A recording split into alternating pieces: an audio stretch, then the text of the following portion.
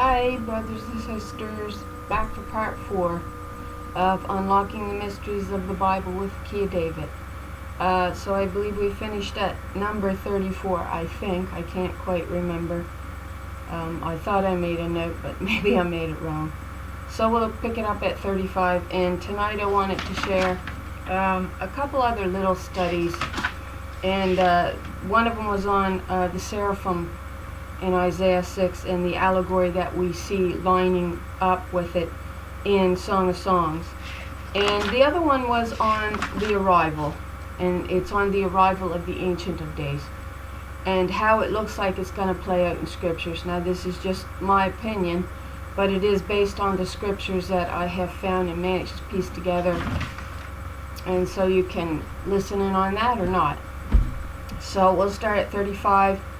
Again, discussing the Key of David here, and all the mysteries that we've been able to unlock by understanding that the Key of David was in fact the daughters of Zion, who was the rejected spirit, righteous spirit of man's covenant, identified in Malachi 2 as the wife of his youth that he dealt treacherously with.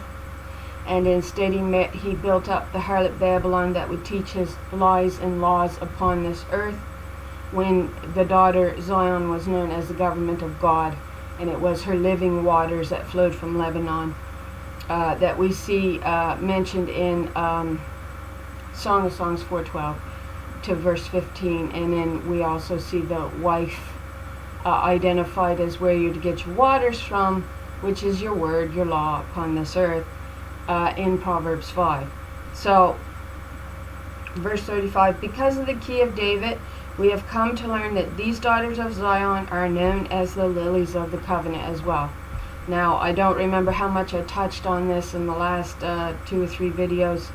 I think we're on part 4 now. But they're identified as the lilies of the covenant simply by understanding your allegory of the Shulamite shepherding a little flock of she-goats.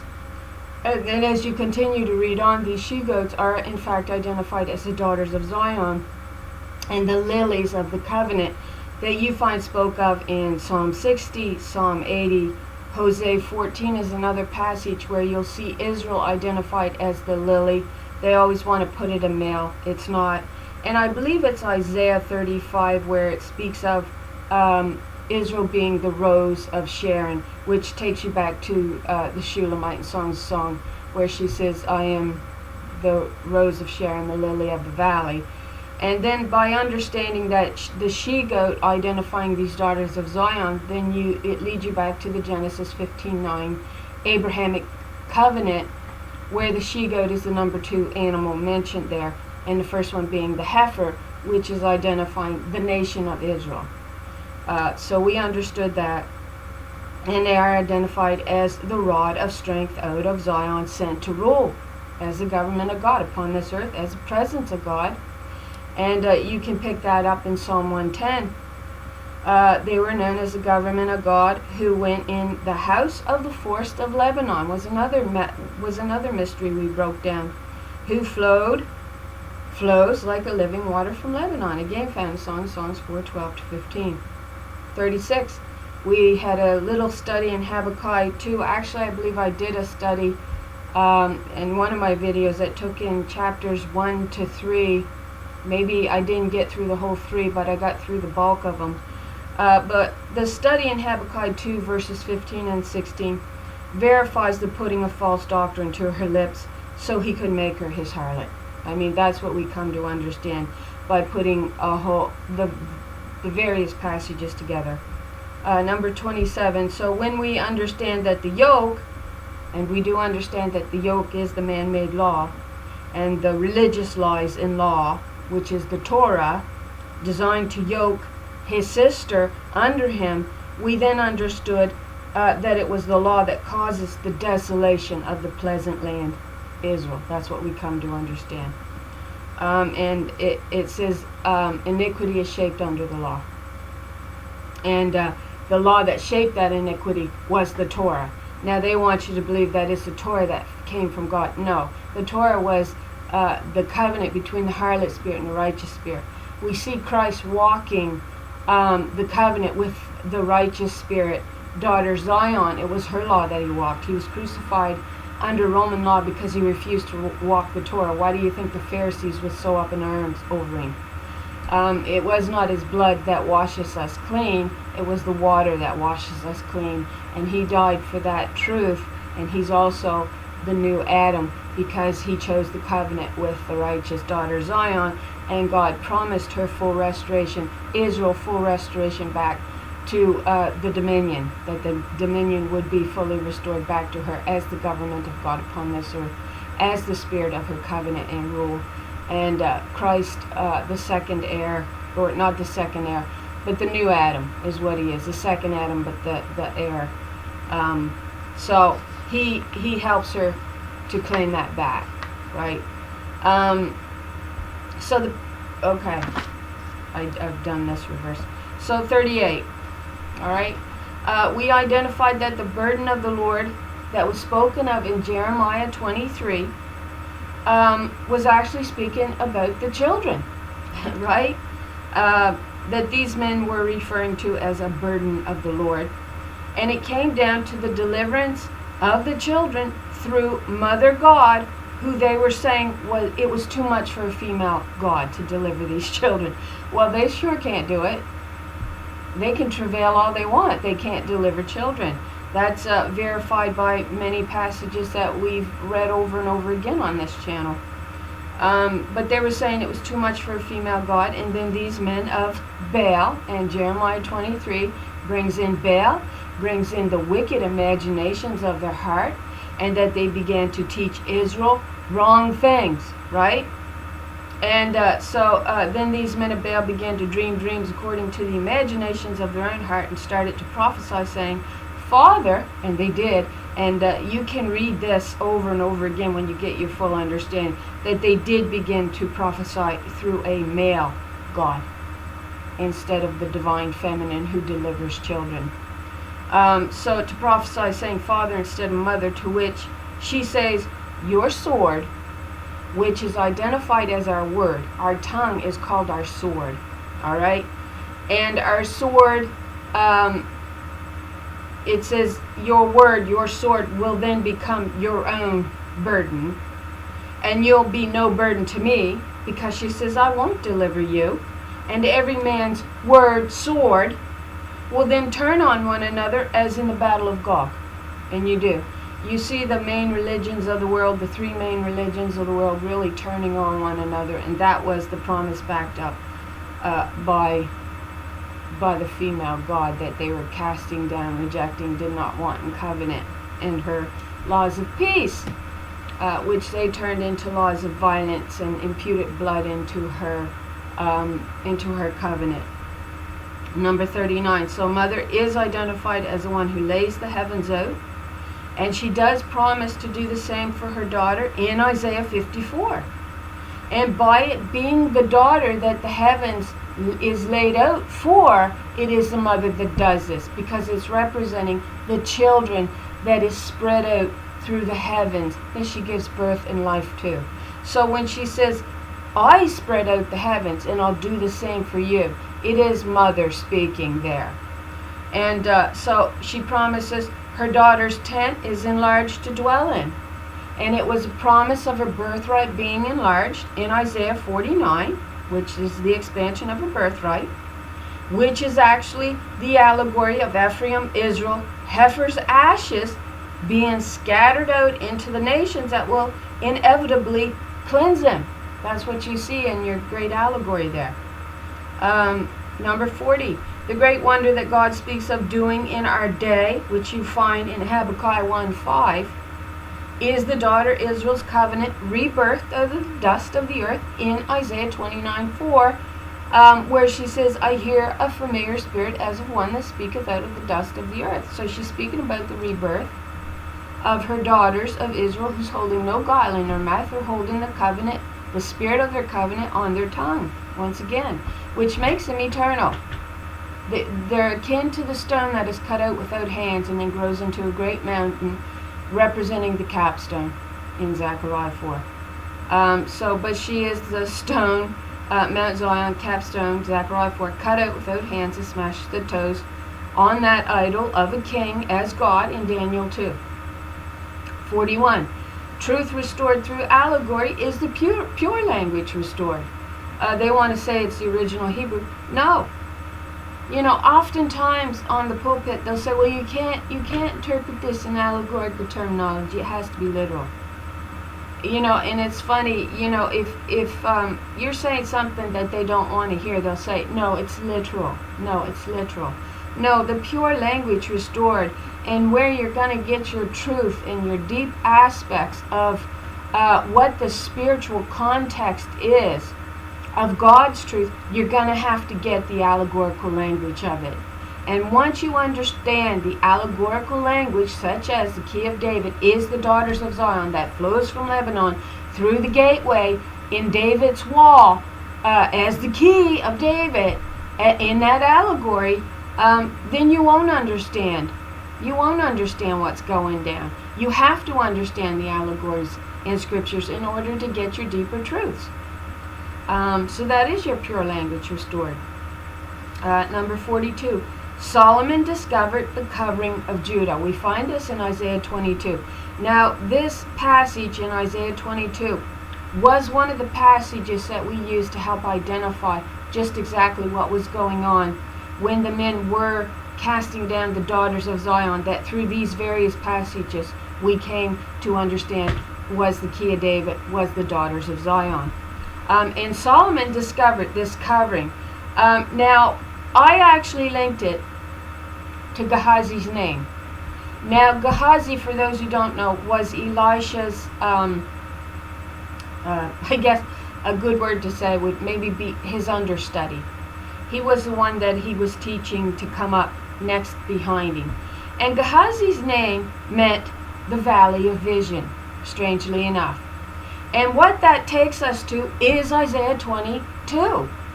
Which is called the Valley of Vision. That's what's going on there. So it links us to Gehazi's name.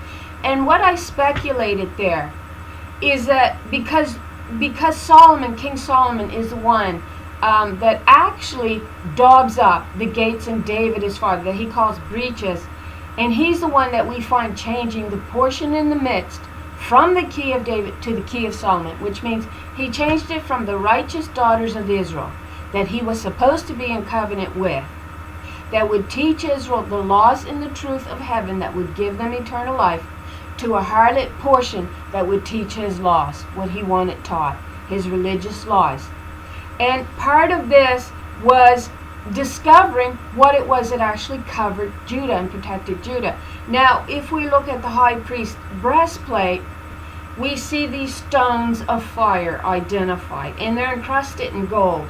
And the gold that they're encrusted in is actually identified as the sons of God or the sons of Zion. That's what we identify them as. Now, the covering that Judah, I believe, discovered came from Gehazi. That is why we're linking his name to the Valley of Vision. And why might that be so? Because Gehazi was afraid when, I forget where it was, but the enemy was coming in. A great host of the enemy was coming in. And Elisha says, don't be afraid, because the host that is with us is greater than what's coming against us. And Gehazi was still afraid. So Elisha prays to the Lord to open Gehazi's eyes and to show him the great host that is with him. And so at that time, Gehazi's eyes is open to what the great host is that is with them and that is protecting Judah, that is the covering of Judah. And I said, I believe what Gehazi finally opened his eyes to that was protecting Judah was that it was the righteous daughters of Zion. That's actually what he saw, surrounding him, protecting him. And he hadn't connected that. So Elisha says, I'll pray to the Lord that your eyes be open so that you can see the great host that is actually with us. And so I said, it looks like King Solomon had a spy planet, and paid him. And you know what? This is further validated that indeed it would have been easy to pay Gehazi off to tell Solomon what it was he needed to know in order to put in play what he needed to put in play, which was his key of Solomon, identified as the harlot Babylon, teaching a religious lie upon this earth. Now, what we discover about Gehazi, I didn't share when we did the study on Gehazi and the Valley of Vision, which links us to, and the key of David does come up in the passage of Isaiah 22, which is one of the reasons why we use it to help us to identify the key of David versus the key of Solomon. But we find here that he was actually partial to bribes. And had I read this entire chapter, I would have shared it at the time when I did this study. But this is what it says in 2 Kings chapter 5, verse 20. Gehazi, the servant of Elisha, the man of God, said, "Look, my master has spared this Aramean, Naaman, while not accepting what he brought." So Gehazi was quite upset that they hadn't taken money or goods, or even briberies, in a sense, for what Elisha could offer him. And Gehazi felt that they should have been compensated for that in material goods. "So, as surely as the Lord lives, I will run after him and get something from him," Gehazi says. Because Elisha didn't want to take anything, and he didn't. So Gehazi pursued Naaman. And when Naaman saw him running towards him, he got down from the chariot to meet him and asked, "Is everything all right?" "Oh, everything is all right," Gehazi replied.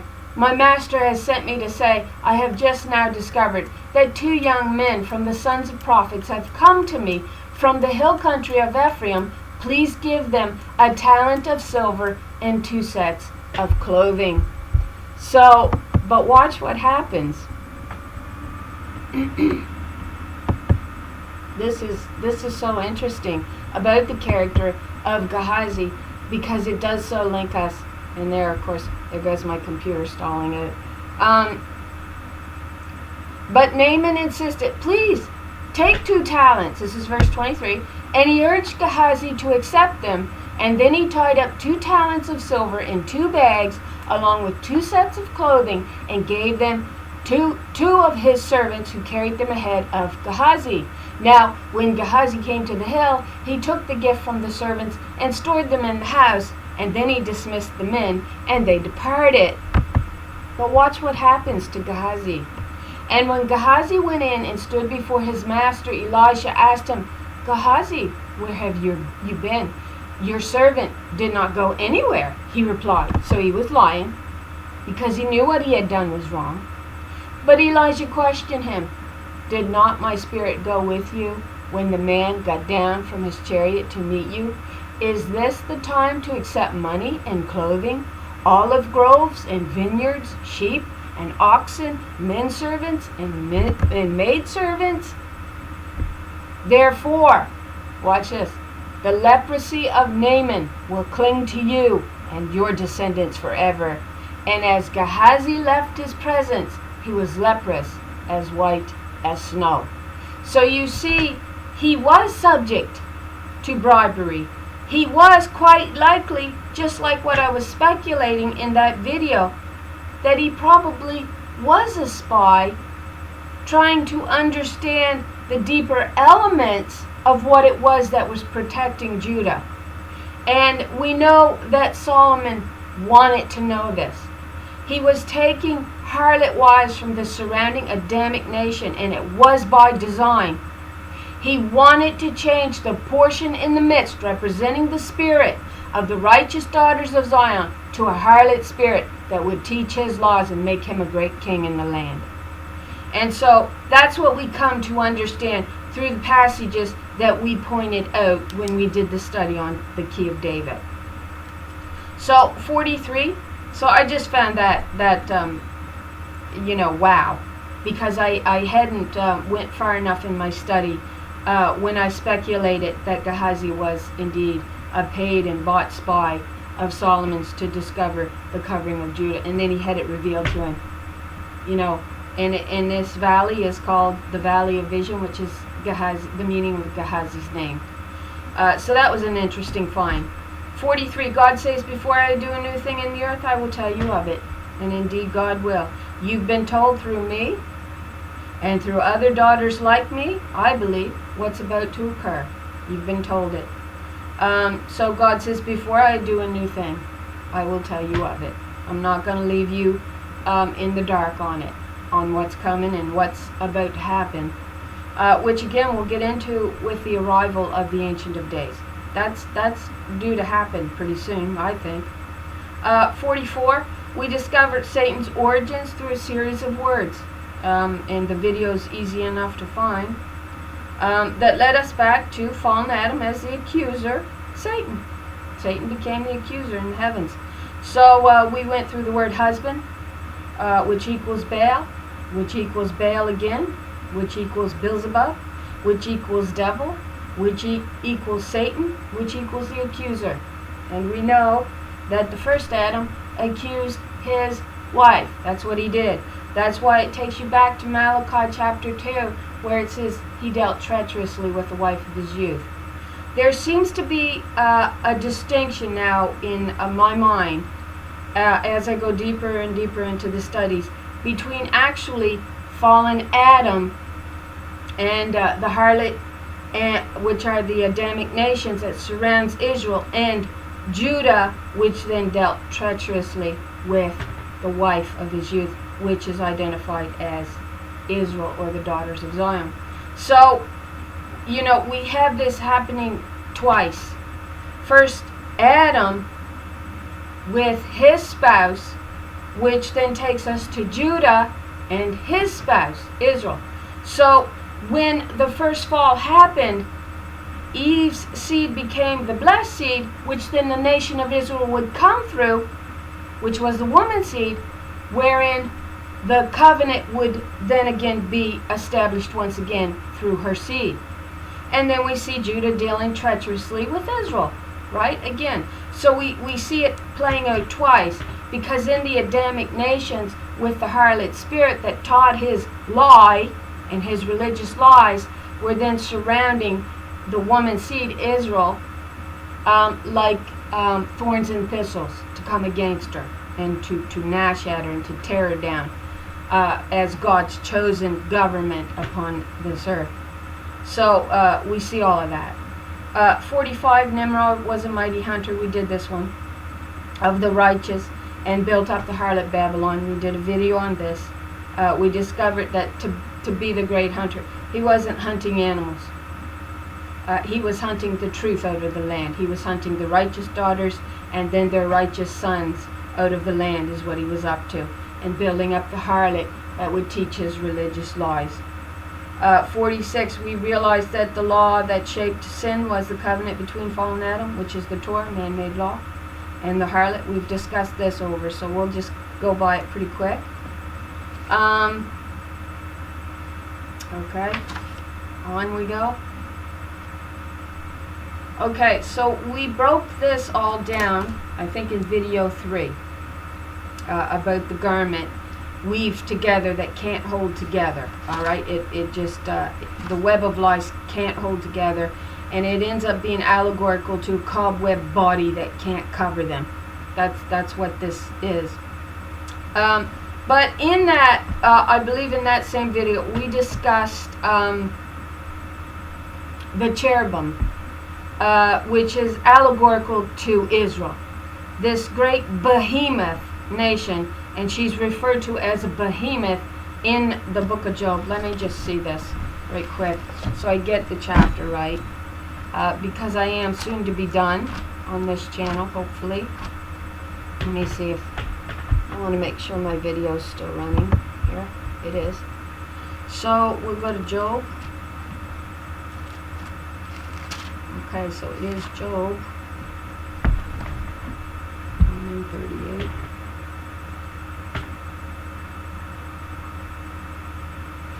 Okay, so I'm thinking it's Job 40.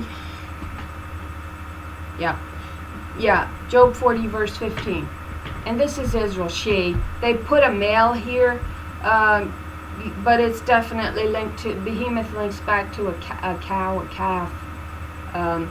And Israel's identified as a heifer, the woman's seed, female. You identified that you were from the nation of Israel by being a daughter of the women of Israel, who the men did not want in covenant. So there we go, jamming. Is it going to stop? Okay, it's going to pick up again. So, lo now, it says, behold now the behemoth which I made with thee. She eateth grass as an ox? No, as a heifer. But again, it says you changed your glory to a beast, right? Which is our understanding of the beast system. Why is that stalling out so much? I apologize, I'm sorry. But you get allegory to the bones, to how powerful this behemoth nation is. And then you get them pictured out, a picture of them in Numbers 2. And if you don't know this, the 12 tribes of Israel each had their own insignia. They had their own flag, all right? So I brought that over to show you. So this is the tribes of Israel. Let me see. I do need to put my camera up here again to show it to you. Oh, stop doing that. But these are their insignias. Can you see them? You can pull them up online. And you see Ephraim has got two there. It's got a heifer. They want to make that a bull. It's a heifer. And then it has the unicorn. Isn't that amazing? And this is what often you'll see, and we'll discuss this at this point, on many of the nations, coat of arms, and this is Canada's, because I'm from Canada. You see what's on there? The Lion of Judah and Ephraim's, the unicorn. Why a unicorn, do you think? Well, there's this big craze, or there was a year or two ago, with little girls and unicorns. This would be the reason why. It's representing the divine feminine. And it's interesting because that's the horn right there. And Ephraim is as a goad. It says an ox? No, it's a heifer. Israel's a heifer in scriptures. That's why she's pictured in Genesis 15:9 as a heifer, or as a red heifer burned to ashes to cleanse the temple. Which Ephraim's name is actually derived from the word ash, I believe. And so here we have the tribe of Ephraim, or Joseph, identified here as a unicorn, and many of them will put it as a heifer. They'll put it as a bullock, but it's not. It's a heifer, the feminine. So we have Judah here, and we have Israel. And I think it's a unicorn because it has that supernatural element to it. We say the unicorn never existed. It's just another name for, they say either a rhinoceros or some kind of silly animal. But it's showing you the supernaturalness of the Spirit, of the Holy Spirit, that was found in the daughters, the feminine Israel, the 10 northern tribes is what you're looking at, versus the south kingdom of Judah, represented by a lion. But when you look at the layout of the cherubim, it's actually showing you Israel laid out as this huge behemoth nation that Balak is terrified of, and then hires Balaam to curse this nation. And when he can, he tells Balak to go get the women and send them in and seduce the men of Israel. To which we see then, we're told what goes on there. It was all about the contamination of the woman seed. They wanted to contaminate daughter Zion's seed with the harlot seed, so that she would teach, or that the men would marry and then begin to exalt the law of man, which would have made Balak very, very happy, I'm sure. But what we were driving at in Ezekiel 1:7 was when it was showing their feet as not calf's feet, but as heifer's feet. It was identifying this cherubim laid out, which they show in ridiculous pictures as an angel or some kind of being that has these 4 ridiculous heads, and 6 wings all over its body. It's just ridiculous. God says, do I not make sense when I speak to you? Come, let us reason together. Numbers 2 shows the cherubim in the nation of Israel laid out.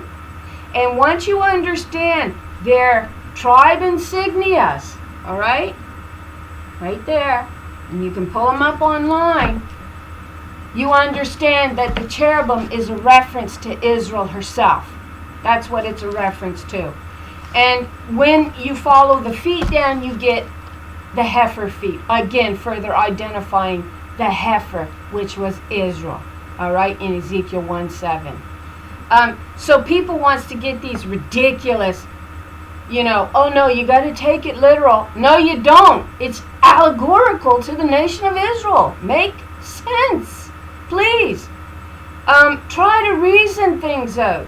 God isn't going to make you look stupid by showing you some stupid little creature that has these 4 heads and 6 wings all over its body, and it looks absolutely ridiculous when you can go in and you can study and identify what it's referring to. It's referring to the nation of Israel surrounding the throne. That's what it's referring to. And so when we looked at the cherubim, then we went to the seraphim. Because in Ezekiel 1:7 it says this, and their feet were straight feet, and the sole of their feet was like the sole of a heifer, not a calf. And they sparkled like the color of burnished bronze. So we're coming up with the same understanding almost as the seraphim that you'll get in Isaiah 6. So actually what you see is a picture of the cherubim with 6 wings, is what they'll often show you, right? But it's the seraphim with 6 wings, all right? And it doesn't show you these 4 heads. It shows you that with the cherubim in Ezekiel. But the seraphim also has the burnished brass, because they're identified as a fiery serpent, which is why Moses had to lift up the fiery serpent, which again is allegorical to the glory that the men of Israel were rejecting a covenant with. And a serpent oftentimes would mean a wise woman. That would be your allegory. And a wise woman, of course, can either use her wisdom to teach in righteousness, or as in the case of Balaam and Balak, who said, go get those women that already knows our law and send them into the men of Israel, and will contaminate her seed that way. That's what they were up to. And they were being wise, clever serpents, but in a wicked way, is what they were being. And so in Isaiah 6, we see the word seraphim identified as a fiery serpent. So it's referencing the glory of God. And when you see the wings joined one to another, if you look those 2 words up, and I believe that one does appear in Ezekiel, one to another, it'll be, one of those words will be wife, and one of the other words will be sister. Isn't that strange? But then we get further confirmation of the glory in Isaiah 6 as the seraphim identified further in Song of Songs. So this is it. Isaiah 6:1, in the year that King Uzziah died, I saw the Lord. And there's a word there that they never want to translate. And it's 853, which is going to take you back to the number 226, which means a covenant or an oath. So I'm going to translate this, and I saw the Lord there is 136, that's daughter Zion's number, of the covenant, so the spirit of her covenant, high and exalted, seated on a throne, and the train, this is the word here that we want to look at, of her robe.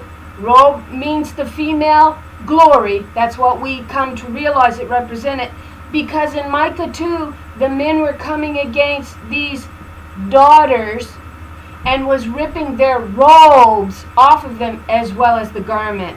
And we identified the robe as representing, in allegorical terms, the woman's glory. The outer garment represented the woman as the glory.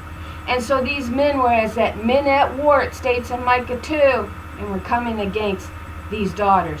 And then we see them tearing their houses down. That links us back to what Solomon was doing in 1 Kings 11 or 2 Kings 11. He was tearing the the house is damp, is what he was doing. And changing the portion in the midst to a harlot.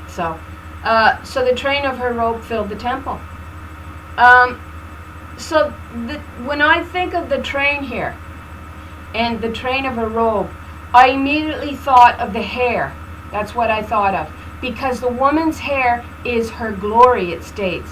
And these daughters, identified as a flock of she-goats, the daughters of Zion, who represents the glory of Israel, who was also daughter Zion, the Spirit's glory that she would come through and manifest through. All right? And here she's sitting, and her train of her robe is filling the temple.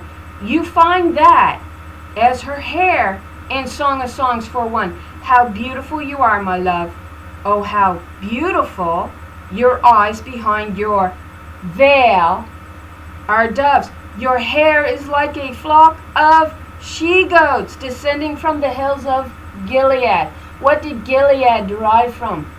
A pile of rocks, a ruinous heap, wherein we see that they gnashed upon her and tore the well of water down.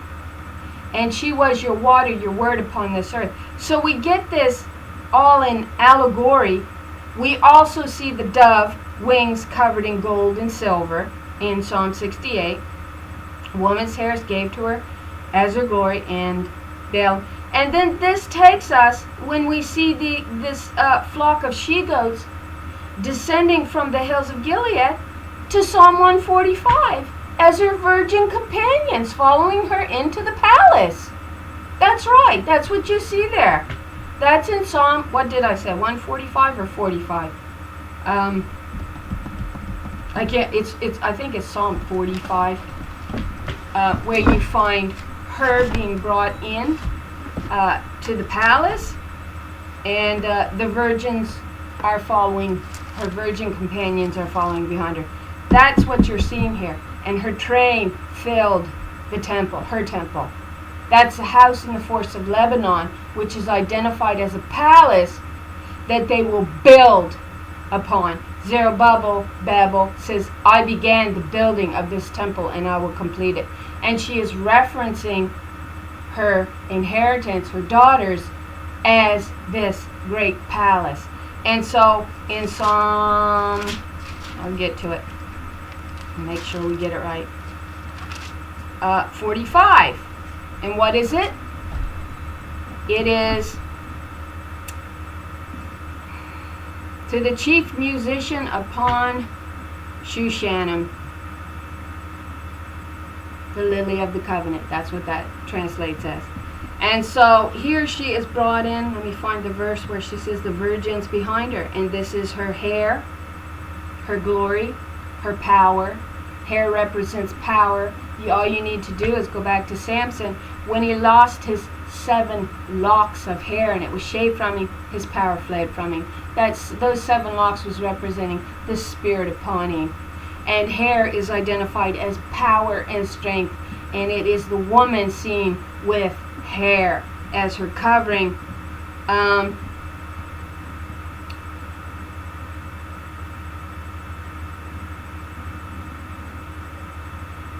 Verse 14. She shall be brought unto the king. Actually, and it's the mother who brings her into the king as his glory. She chooses her. She is the choice one of her mother. That's what it stated. And in raiment of needlework, the virgins, her companions that follow her, shall be brought unto thee. So you see all of this, but this is her on her throne as the power, as the glory. That's what she's identified as. And, okay. So we're getting to the end here. Right? So it all interconnects when you're understanding what you're looking at. Excuse me just for a second here. Okay. So, and I lost the paper, of course. Sorry about that. Sorry, folks. So, more that we're going to look at here right quick in a minute. 49, we just discussed it. Block of Bozrah, Micah 2, portion change in the midst. 50, the strong delusion is that men will reject the Spirit when she is reborn, because man, Baal, has taught himself as God, and therefore the snare that they fall into is himself as God, and they can't escape. Male is God. And so when the Spirit, the reborn Spirit, through these daughters is manifested on this earth,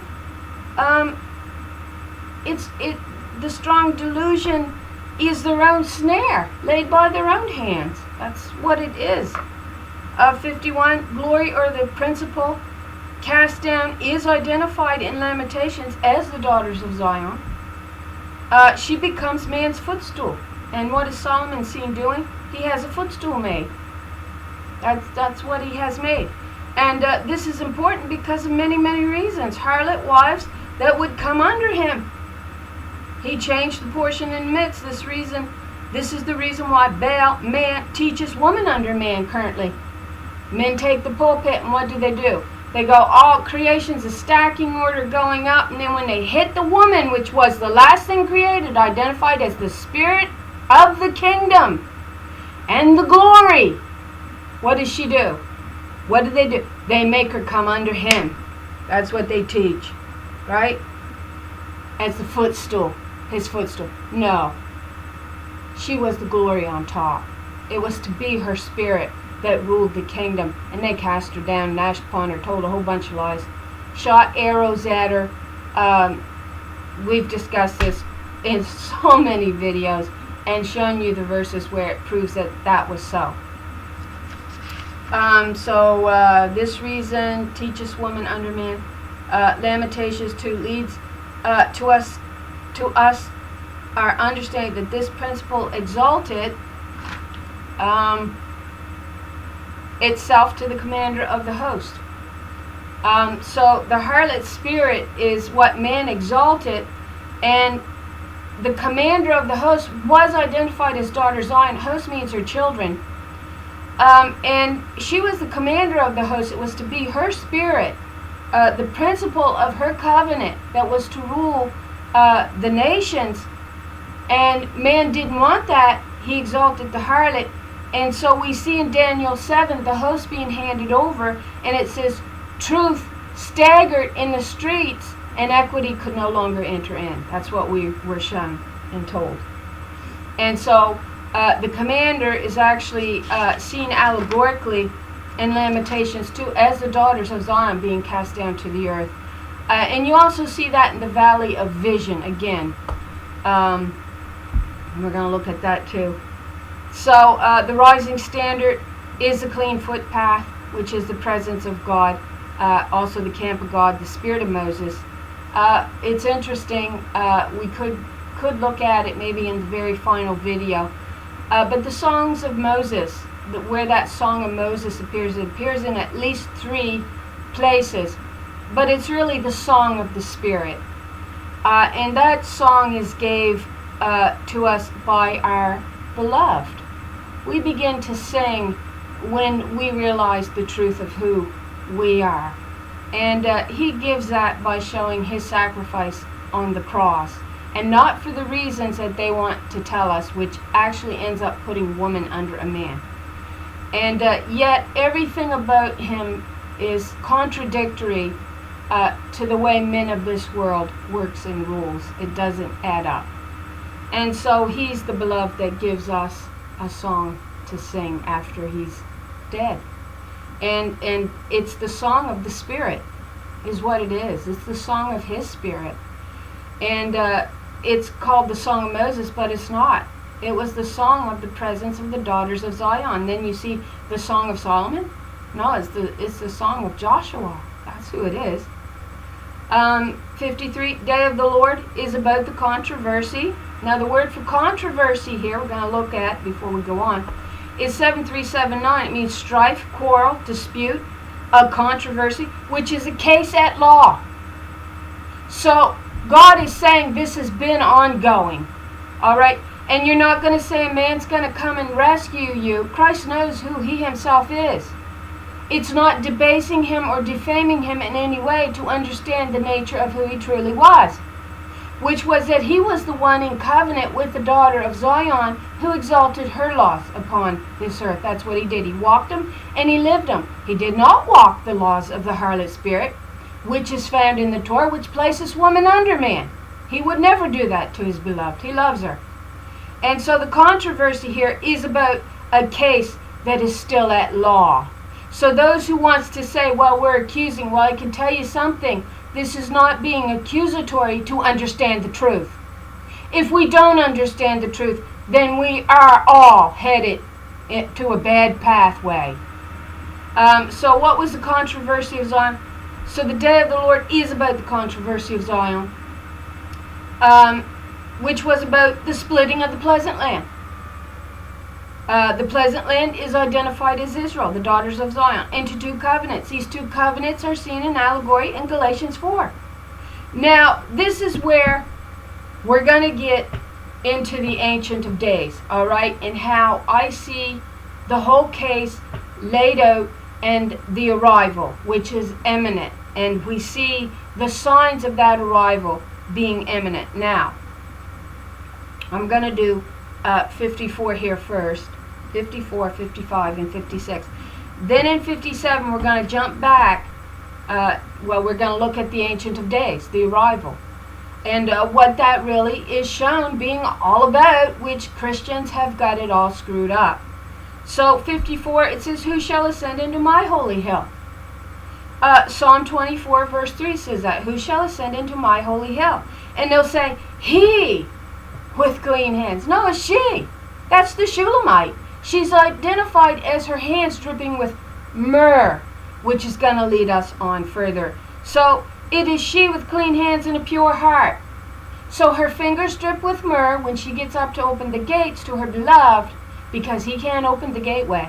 The gate is hers to open. So he puts his hands in through the gate there, and she knows it's his beloved because he has these pierced hands. So she knows it's Joshua, her beloved, who died for her law. And her fingers drips with myrrh, and she is shown as the pure one of her mother, identifying her as the daughter of woman, the daughter Israel. And she has the pure heart. So this is the Shulamite identified in Song of Songs, chapter 5, and in Song of Songs 6:9. It is she that can ascend into the holy hill. It is her spirit. And so Judah's blessing also takes us to this understanding.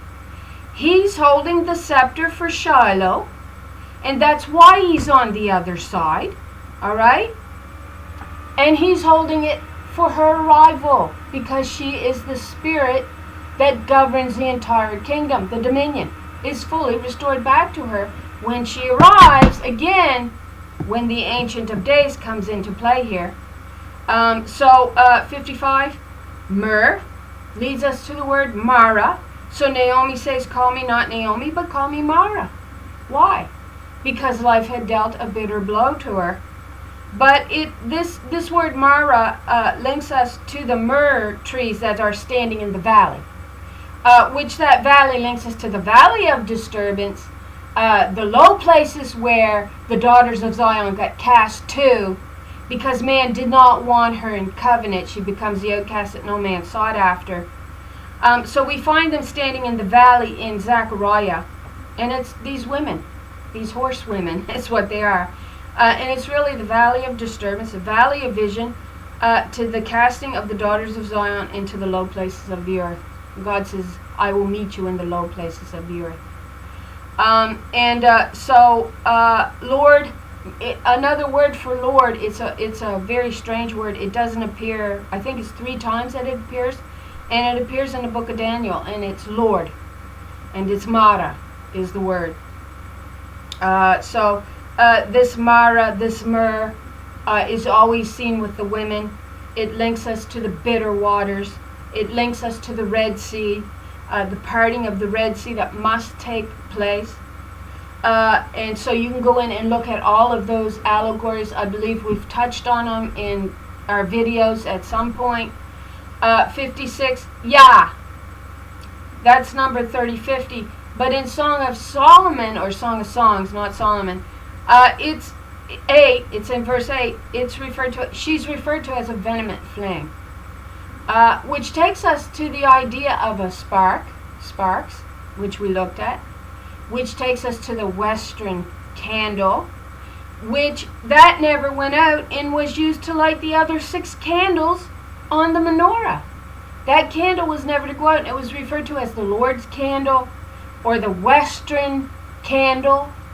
And we did a study that linked the 7 candles to the 7 continents that are here on earth. It was broke apart. So you get the 7-fold spirit in allegory, but the Western candle never went out.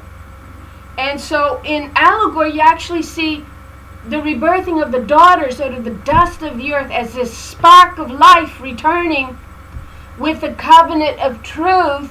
And it links us to Romans 11, where it says, if the casting away of them be the reconciling of the world, what shall the receiving of them be but life from the dead? And so we see that spark. They're also referenced in the book of wisdom, which we already looked at. And so that Western candle gets to be very important, because that Western candle is what's going to breathe life into the others. That's what that Western candle is going to do. It's going to light them. That's what it's going to do. And it's going to bring truth back into existence, as you're understanding your allegory. And the Holy Spirit back into existence, the one that, well, never left. She's always been here, but she is also identified as a Lord that went to sleep in the Spirit. All right? And a heavy stupor comes upon these daughters. We looked at this in another video. That causes them to go to sleep in the Spirit, not to pick their heads up and to ask the questions that they need to ask. So, what happens with the arrival? Now, I might be better off just talking it out to what I understand it to look like. But the heavenly battle, it says, make straight a highway for our God. And that's in Isaiah 40, and it is the daughter, tell Jerusalem, the daughter Jerusalem, which is Israel, crying in the wilderness, as this spark coming out of the dust of the earth now. God says, I hear a familiar spirit as of one that speaketh out of the dust of the earth. So she's saying, I'm hearing the spirit of my covenant again. I'm hearing Israel again. I'm hearing my daughter Israel again, is what she's saying. And so she says to her daughter in Isaiah 40, she says, tell daughter Jerusalem, tell Israel that she has received double for all her sins. Well, she doesn't say there that a man died to wash her clean. Doesn't say that. And you could say, yeah, but you're mixing them all together. No, understand, we're identifying what brought on mankind's fall. And that took place in the very beginning. And that was the dividing of God's pleasant land, womankind, into 2 covenants that eventually took out the righteous spirit, or caused her to go to sleep in the land, and only the harlot remains behind teaching a man-made religious lie and law. And you think you're going to be raptured out. That's what you think. No, you can't, because the gateway belongs to her. She is shown getting up to open the gateway for her beloved. If he could open it, don't you think he'd open it? God says, I set the boundary. That's in Job 38. And she says, you'll come no further. Only when my righteous spirit is in the land again, delivering her children, she'll open the gateway and come out. And so you get all those deep understandings, unless you want to take it literal and not allegorical. And it's all there. Her hands drips with myrrh. Who shall ascend into my holy hill? She with a clean hand and pure heart. So it's looking for the daughter. Now, the Ancient of Days appears. And let me read this too. Okay, so I need to recap this because I did it this morning, so it's been quite a few hours since I had it in my mind. She has received double for her sins, so no man died to cleanse her. So in Job, she also says in Job 31, she says they mar my path and they break up my pathway. That means they began to make the path crooked, all right? And so she has to straighten the path. right? Make straight a highway for our God. It also has the understanding, highway has the understanding of a gateway, right? And so, break up my path and make for me a crooked path. That's a lie. And then we come back to what she says in Isaiah 42, the travailing woman that goes forth. She says, long time have I kept my silence. I have been still, I have restrained myself. And now I'm going to go forth as a travailing woman, and I will destroy and devour at once, and I will make mountains waste. She's talking about the he-goat rulers. That's what she's talking about, which takes you to Zechariah 4, which he promises she's going to do. She says, I'll make your teeth a new threshing instrument. This is her doing that. Israel, reborn out of the dust of the earth, and she says, I will lead them in paths that they have not known. And when it speaks of the parting of the water with the Exodus, we're looking at the dividing of two covenants, and then you see the passage of her children in a birthing process is what you see, an allegory, when she's able to part the bitter waters, all right? And so you see all of that, and you get that deeper understanding. So what happens, it says, Yah that rides the heavens. That's the Ancient of Days. That's who that is. And her arrival, the arrival of the Ancient of Days is clearly identified. And it's to do with the presence being here upon earth. And so when these daughters are reborn out of the dust of the earth, the presence is identified as being here once again. So we're shown what the signs is of the presence being with us in Isaiah 64, and it was all to do with volcanic eruptions and earthquakes, and it took us to what was going on during the Exodus. And it says, since that time, the presence has not been seen. Now we see these signs again showing themselves. We've got 30 to 40, what do they say, volcanoes going off. How many thousands of earthquakes are we having now? The globe is shaking. So it's identifying that the presence is here, but it's also identifying the Ancient of Days arrival as a huge planetary system is what it's identifying. And she says, I will scroll back the heavens in Revelation 6, and she says, you will bear witness to the one that sits upon the throne. So this large inbound planetary system is the Ancient of Days arriving for the court case that you see described in the book of Daniel, Daniel 7. Let me look it up here in my Bible. I got it pulled up, but I'm going to look it up here. Daniel chapter 7 is describing the Ancient of Days and why she is here. And I had this so much clearer this morning. It makes me mad that I can't do the videos when I'm ready to do them. Because the clarity is there, and they're just not there after the fact. Okay, so Daniel, I'm just about there. I say I am. Okay, so Daniel chapter. Oh, come on. It's 7 or 8. Okay. Let me see here. Alright, verse 9. So Daniel 7 verse 9 describes the Ancient of Days and why she's here, why she shows up. And it has to do with the end times. Alright? I beheld till the thrones were cast down, and the Ancient of Days did sit, whose garment was white as snow, and the hair of her head, its mother, she, like the pure wool, and her throne was like the fiery flame, and her wheels as burning fire. Wheels is simply another term, I believe, for planets. That's what I believe. A fiery stream issued and came forth from before her. Thousands and thousands ministered unto her, and 10,000 times 10,000 stood before her. The judgment was set, and the books were opened. You see what you're seeing? You're seeing the judgment. That's what you're seeing. And what does God say the day of the Lord is about? The controversy of Zion. which is a case at law. So this is what judgment is going forth, because we see what happens going on during this case. I beheld them because of the voice of the great words which the horn spake.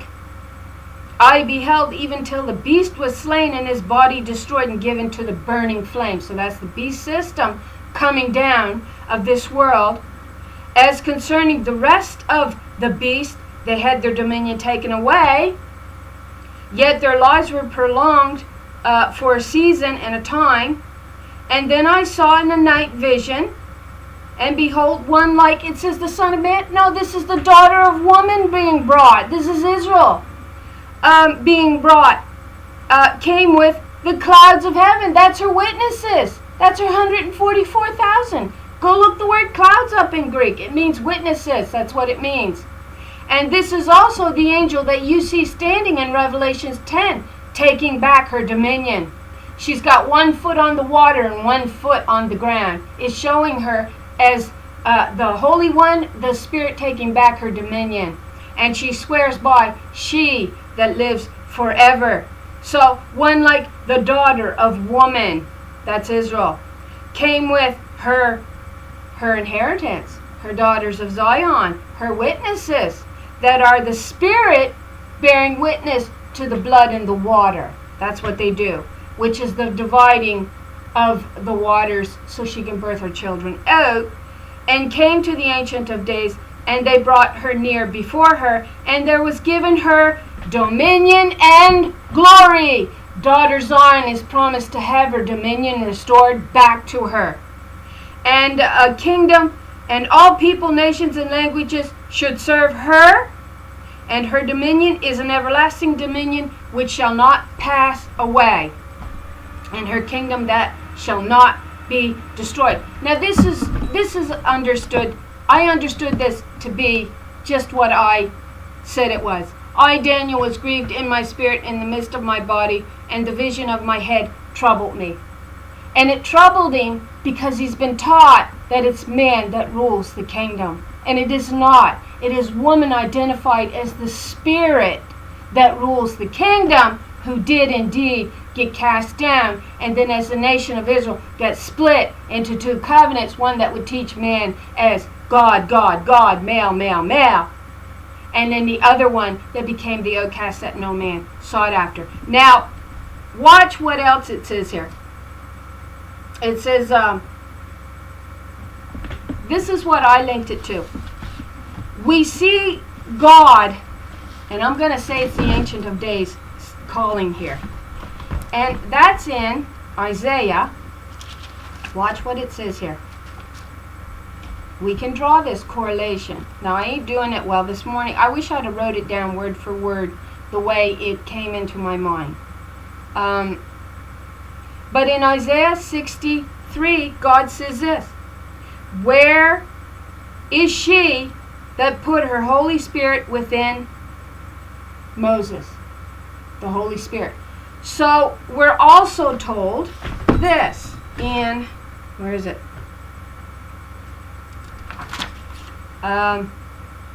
Jeremiah 30, verse 21. Their leader will be one of their own. All right? Their ruler will arise from among them, and I will bring her near. So it's the daughter of woman, the woman seed, Israel, which is feminine. So it's the queen of the kingdom being restored, the dominion back. She's being brought with her witnesses, which is also seen as her female companions in Psalm 45. And she's being brought in, and the books are open. She had to present her court case. She could not present it. She had to. She absolutely had to. And we're told it in Revelations 4:1, before anything else can go forward, she has to come forth. That's what we're told in our understanding when we break the words down. And it says, I will bring her near, and she will come close to me. Right? And the idea is, who would dare approach me except for the one that I do call for? And I put my spirit upon her. And you see the one she's calling out is found in Isaiah 63:11. Where is she that put her Holy Spirit within him? She's calling her to come forth. You're going to see the heavens scroll back. That's what you're going to see.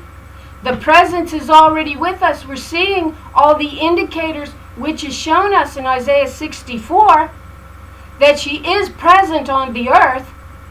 And God sees that, sees her witnessing in the earth as the Spirit to the blood and to the water. She's able to part that lie.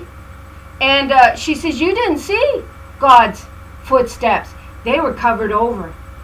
And how did they get covered over? They got covered over by an admixture of doctrine, which is allegorical to the Red Sea or the Reed Sea. And it has the idea of a bitter water, right? They imputed blood into her laws of peace and love and truth and equity. So she scrolls back the heavens. She shows you the heavenly battle that is taking place. That dark covering hid from our eyes. You see that dark covering again. Where is it? Isaiah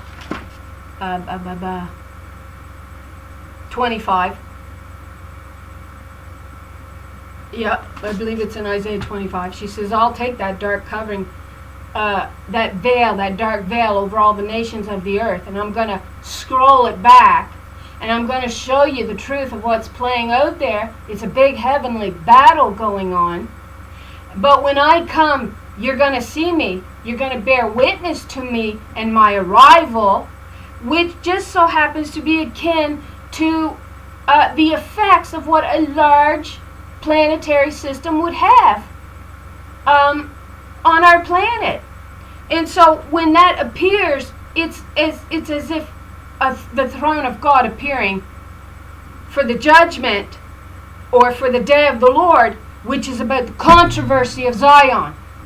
And it says the books were opened. Where else do you see the books being opened?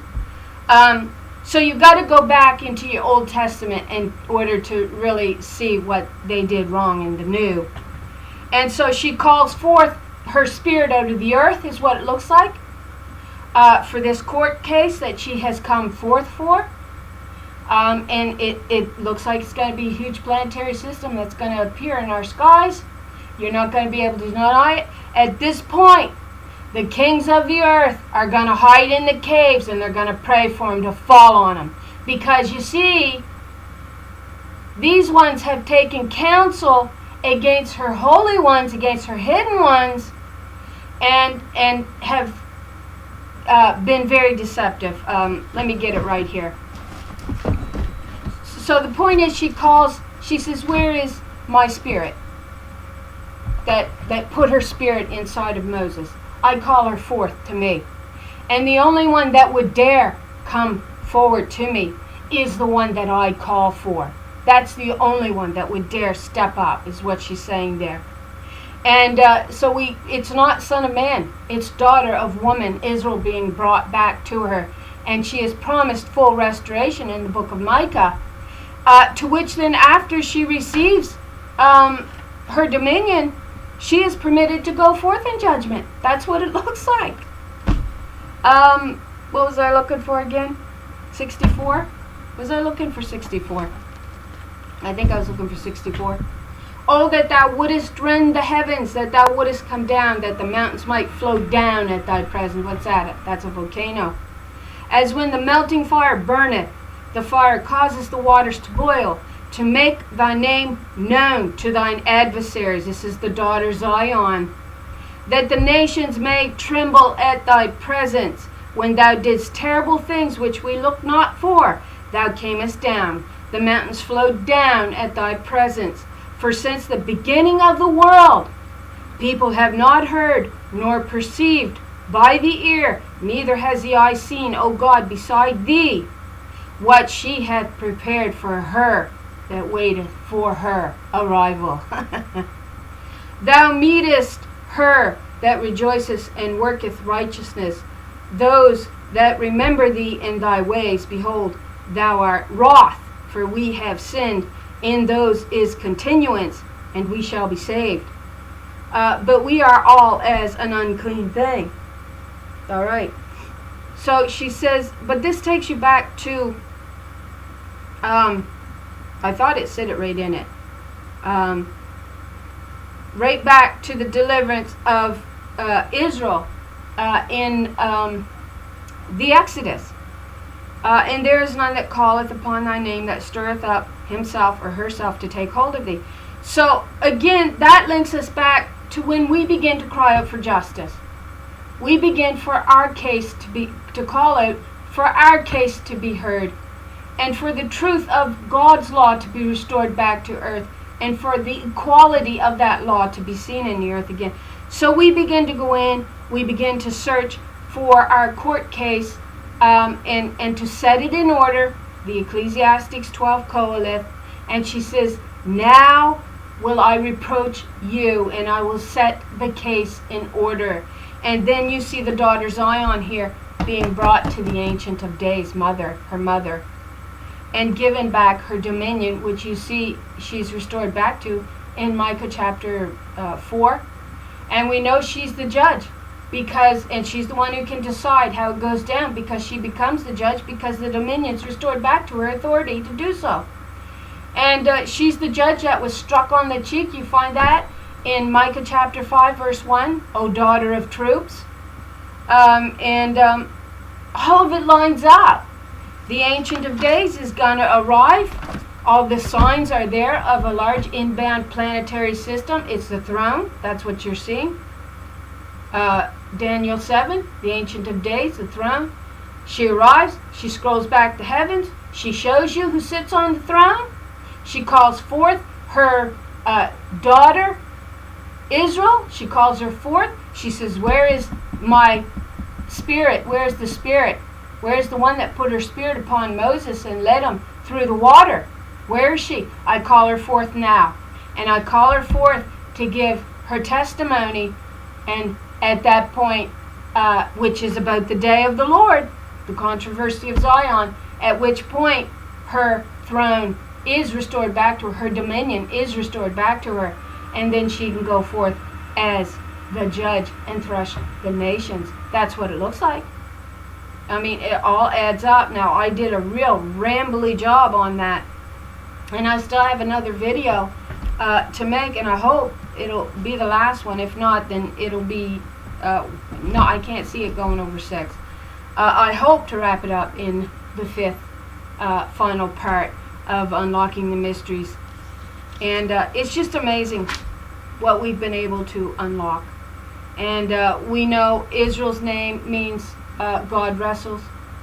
So Israel was identified as God upon this earth. That's why you have the sons of Zion being identified as the sons of God, because she, daughter Israel, and the women of Israel were seen as God, the presence upon this earth. And that's who she calls for, the Ancient of Days. So I think we're going to bear witness. She says, you'll bear witness to my manifested glory. And we know her intentions. God's intention is to stay here with us. This was her choice, to stay here with us.